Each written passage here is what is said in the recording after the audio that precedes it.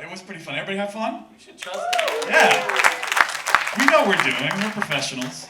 We're in the union. Not at this. No, not this. Definitely not. Okay, with that said, let's bring up our last speaker. And then don't leave after he's done, because we have a few last things we want to say and do. But I think this man needs no introduction. His fun fact, Dave Cheney, of course, we're talking about, his fun fact is that apparently he was once called Ned Kelly by a customs officer upon entering the country. Oh, this time? Yeah. Was this before or after you had the beer at 9:30 in the morning? Before the beer at 9:30 in the morning. Okay. Well, that said, everybody, Dave Cheney.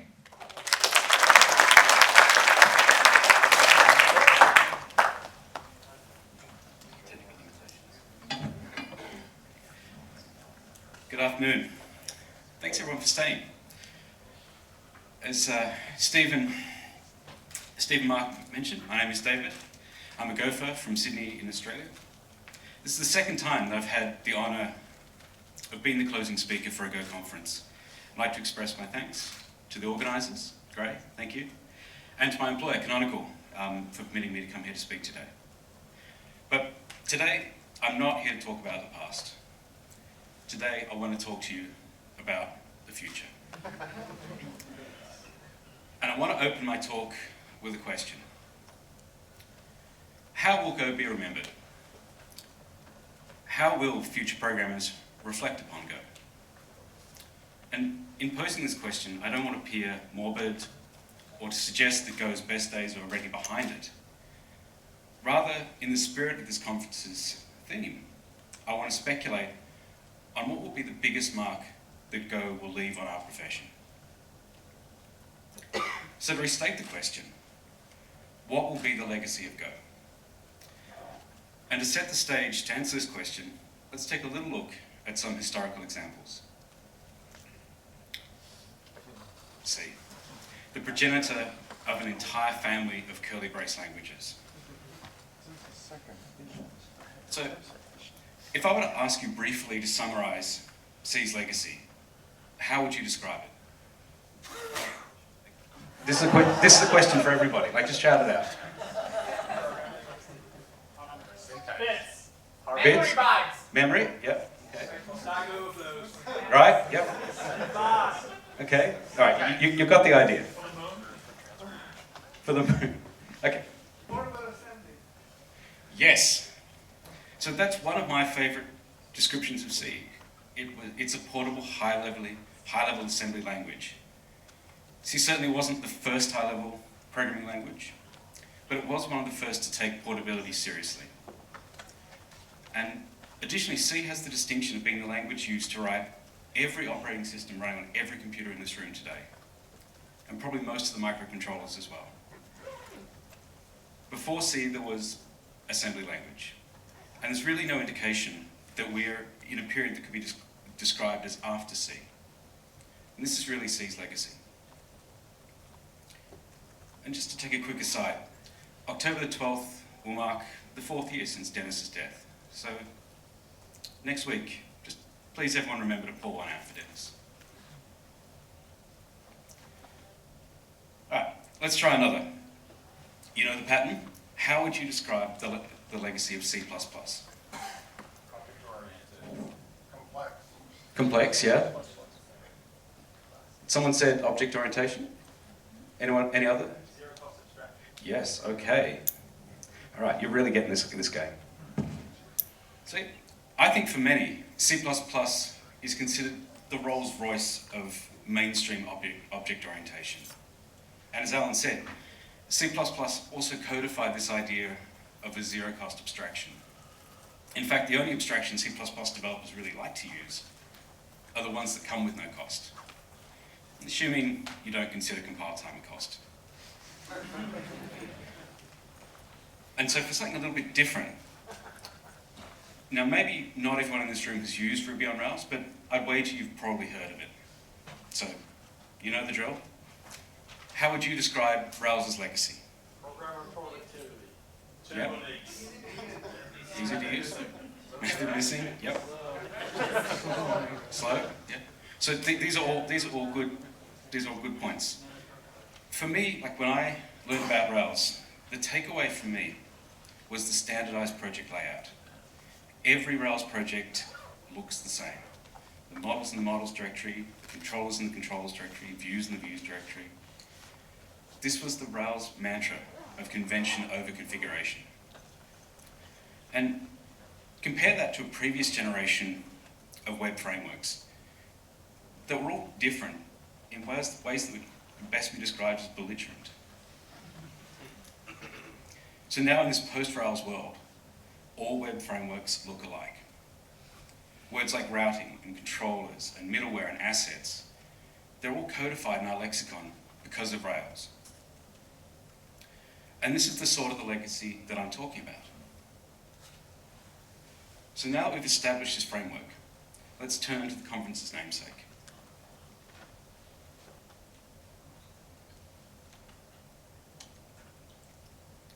So at the start of the year, I had an opportunity to give a talk in India entitled Simplicity and Collaboration. I was lucky enough to be given the closing keynote, so it gave me an opportunity to try a real table-thumping call to action. I mean, who doesn't want to be simple? I mean, what better way to frame the debate than simplicity good, complexity obviously bad? Could we say that simplicity is Go's lasting legacy? Perhaps. But perhaps our frame of reference is a little skewed. In preparing this talk, I found numerous anecdotes from language designers who, reflecting back on their own achievements, lamented this siren song of complexity. And some argued that the solution to complexity was more abstraction, and others felt that abstraction itself was the root of the problem. But unanimously, all of these luminaries believed that complexity must be avoided, and cautioned others to strive to keep their design simple. Is Go the language which delivers this long sought-after promise? I think it's probably too early to say. I mean, the signs are all positive, but I think it's probably not going to be the thing that people remember most about Go. Go will certainly not be remembered as an academic language. It breaks only the minimum of new ground, preferring instead to consolidate on a corpus of proven ideas. One aspect which is contributing to language success is what I term its fitness for purpose. As Rob Pike wrote in 2012, Go is a language designed to integrate with an existing software ecosystem. It doesn't require you to decamp to entirely new models. I believe Go's popularity is due in large part to the care the designers gave to every aspect of the software development lifecycle. But again, sadly, this is not what I believe people will remember our language for, because few outside the Go community really appear to appreciate this holistic nature of Go's design. But in discussing the motivations that drove this design, we see a clue to a possible legacy. I think it's the tooling that has grown, not in spite of the language, but as a deliberate symbiosis, which deserves recognition. In his opening keynote at GopherCon this year, Russ Cox spoke about a need for mechanical refactoring and code generation to be indistinguishable from code written by humans. In particular, I think the Go format deserves most of the credit here. While there are certainly more powerful translations available, the really low barrier of entry to using Go format ensures its ubiquity.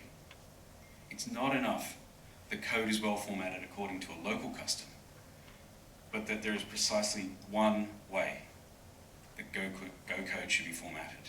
This cannot be understated. The result nowadays is all Go code is Go formatted, and the little that isn't is viewed with deep, deep suspicion.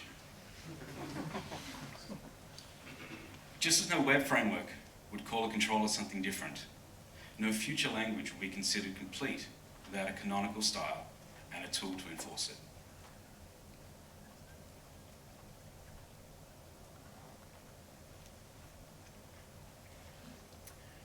Now, no speech mentioning Go would be complete without an Alan Kay reference. My choice for you this afternoon comes by way of my colleague Catherine Cox-Boudet. Earlier this year, Catherine gave a talk at GopherCon where she built upon a conjecture by Alan Kay to illustrate some concerning dogma that she was observing. I enjoyed this talk very much, especially Kay's rebuttal that our profession is not a science, but instead a pop culture. We live in what has been described as the information age. This is an age of digitization, the age of the transistor and the computer, and these pervasive forces which are reshaping our society. I think it's impossible to separate the role of those who program from the impact of the computer itself. And accepting Kay's critique of our industry, pop culture is responsible for some of the most iconic ideas in our society. So to answer the question of Go's own legacy, it makes good sense to investigate the role of the programmer with a wider social context. And to explain a little bit what I mean, maybe you'll permit me to digress for a moment. In 1870, Jacob Davis, a Californian tailor, was asked by one of his customers to create a hard-wearing pair of trousers for her husband. By reinforcing the weak points on the seams and the pockets with copper rivets, Davis created a durable garment that became an overnight sensation. Within a year, he was unable to keep up with the demand and approached his supplier of denim, one Levi Strauss, for financial support to help him patent his design. Today we know them simply as Levi jeans. And although Davis's signature rivet was removed over concerns that it was damaging the furniture, the signature 501 has become a cultural icon. It's a symbol of rugged individualism and smart casual iconoclasm. In 1936, Bosch & Lomb, a medical instrument company from Rochester, working under contract for the US Army, produced a pair of sunglasses designed to aid pilots suffering from eye strain and migraine. Initially called the Anti-Glare, it was renamed a year later when the eyewear division was spun off into a subsidiary. The Ray-Ban company, as we now know them, released their signature Ray-Ban aviators. And with the help of strong promotional efforts, Ray-Ban aviators became synonymous with action and adventure. The hero and the maverick. In 1979, the Sony Corporation released the TPS-L2. Better known in most markets as the Walkman, Sony had created a new genre of music consumption. The Walkman arrived at a perfect time to ride the wave of lifestyle advertising, allowing everyone to be a music enthusiast, not just audiophile shut-ins. Sony effectively created the idea of personal music. They liberated it from the tyranny of radio disc jockeys, making it private and personal and portable. Sony's hubris and a misplaced focus on music producers rather than the consumer caused them to stumble later with their mini-disc. And on that, I'll leave you to draw your own parallels with software development. These are three unrelated tales which weave a story of cultural memes in our society. Aviator sunglasses, created for a utilitarian purpose, have continued to represent heroic, self-confident ideals. The same can be said for denim jeans. Both have continued to be remixed and riffed on in ways that would have pleased Warhol. We see the same thing in language design.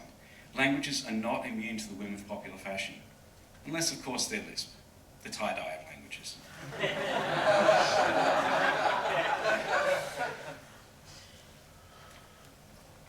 A new language, to be successful, has to be sufficiently different. Being only a minor improvement on a theme makes it too hard to capture mindshare. And Go epitomizes this. It's a language which is heavily informed by the past, and at the same time, different enough to justify overcoming the cost of change. Types, like denim jeans, are the mainstay of our industry.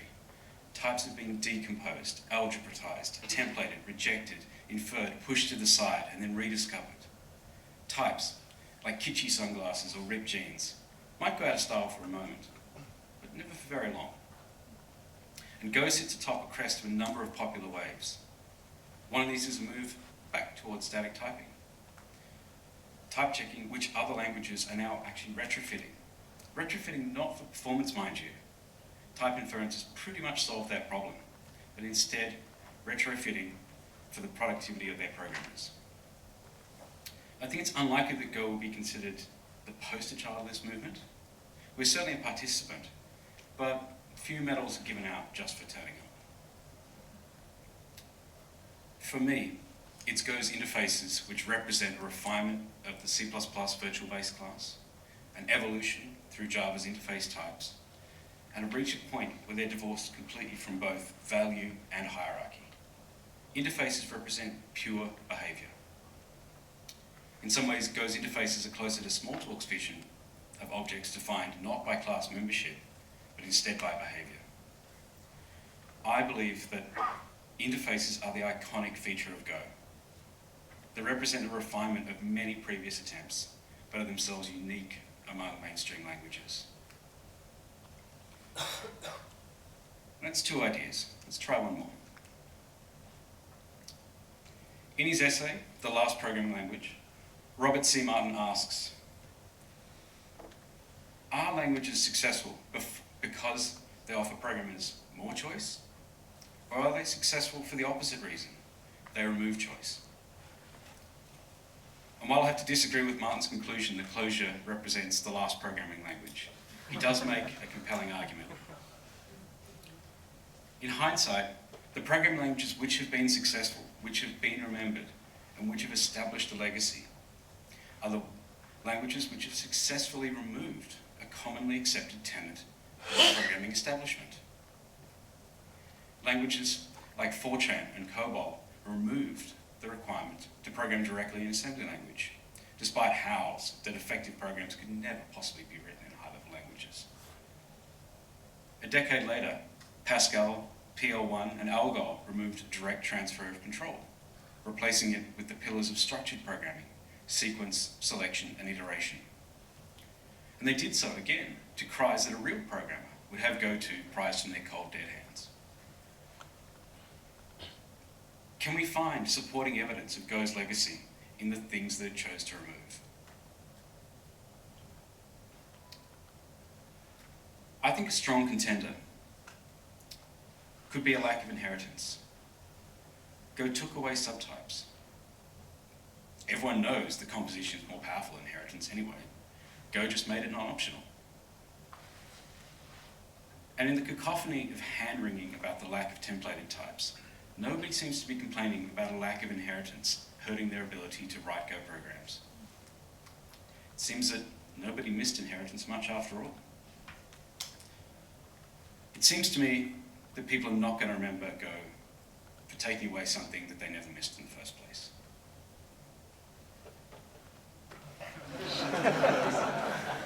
Go is a curly-based, block-structured language. We've got one cute trick of the Lexa. The semicolons are still there. We just hide them from the author. But this is not a new trick either. JavaScript made semicolons optional, and sometimes it works.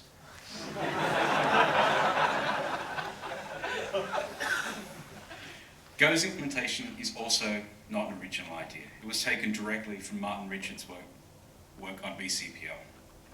So while Go finally removed semicolons, I don't think that it's right that it can claim credit for the idea.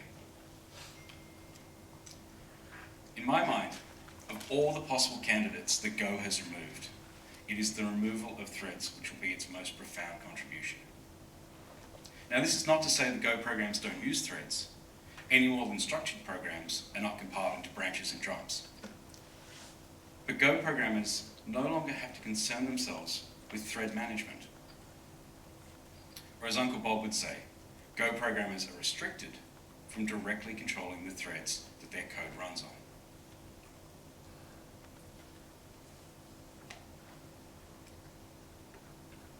Coincidentally, the removal of threads from a Go programmer's model means the removal of the requirement to care about the stack, unlocking much older techniques of recursion as alternatives to state machines and mutable state. Go routines are cheap, so cheap that we can structure our programs in a straightforward, imperative fashion without having to worry about the overhead of one operating system thread per Go routine. Go took away many things, but in removing threads and the need to care about the stack, replacing it with a much more coherent idea of Go routines and channels, I think it has made its most powerful mark. To recap, Go format, interfaces, and Go routines. Some of these are new ideas, others are not.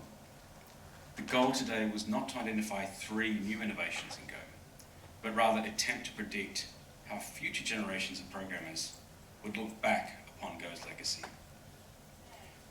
The future is not set. There is no fate but what we make for ourselves. Go is still young, with a long, productive life ahead of it. And that means that almost all the Go code that will be written has yet to be written. Similarly, while the community of Go users is growing, compared to the number of people who will use Go throughout its lifetime, we are but a tiny fraction. This means we should optimize for this larger group of people who have yet to write Go code. This means more examples, more blog posts, and more books. This means more education and more training. I think Go is a fantastic language to teach the theory and the practice of programming. We've barely scratched the surface here. More user groups, more conferences, more diversity. There is so much more to be done here. And we should look to established language communities like Python, for example, for guidance here. And without diminishing the efforts of others, I want to give a special shout out to New York's own chapter of the Women Who Go organization. If you identify as a woman, I'm sure they'd be interested in meeting you. And this is the part where you come in. This is the time for you to lean in. This is the time for you to get involved. Because this is your opportunity to decide how you want Go to be remembered in the future. Thank you.